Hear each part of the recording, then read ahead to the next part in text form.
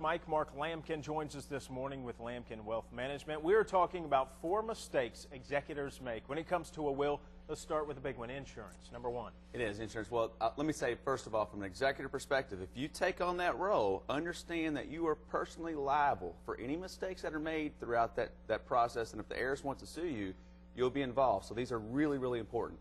First one's file returns, tax returns. Most folks don't realize that there's more than just filing that tax return for that person, the deceased.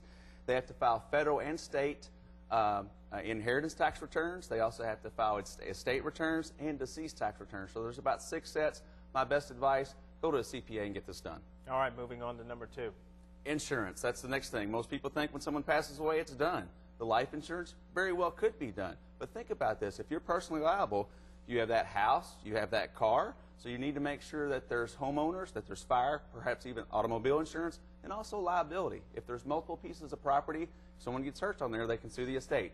$200-300 liability coverage, make sure you have it for that estate. Wow, there's also a lot of things that aren't claimed as well. That's right, that's right. And also from a asset perspective, I want you to make sure that you identify all those assets.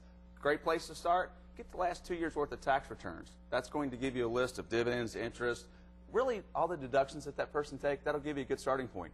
Not just enough to identify. After that, I want you to get an appraiser. Again, you're personally liable for mistakes. Make sure you get an appraiser. You understand what the estate is. That'll also keep you from making mistakes when you're filing those tax returns, because those penalties are very stiff and you're liable. You know, a lot of people want to go to public records. That takes time. It does. Very good tip. Your tax return is pretty much your Bible of the assets. If you own it, it will be on there. That's right. Great starting point, and most people don't realize that. All right, last point. Last point is communicate. Again, if you have heirs of these wills that are very disappointed, they're going to sue you. So at least on a monthly basis, you want to communicate with them in person, and it's even better in writing just to let them know the steps that you're taking. Just communicate and make sure you're on the same page. You'll save yourself a lot of time, a lot of money, a lot of heartache. And I know a lot of times it's hard to talk about it, especially when people aren't happy. Everyone says that'll never happen to my family. Let me tell you, when it comes to money, it's going to happen. Go ahead and get a great executor, lay the stuff out, take all the guesswork off of it. You'll save a lot of heartache and time. Mark Lamkin, thank you very much for your time. Thank you very much. Always giving us tips to save you money.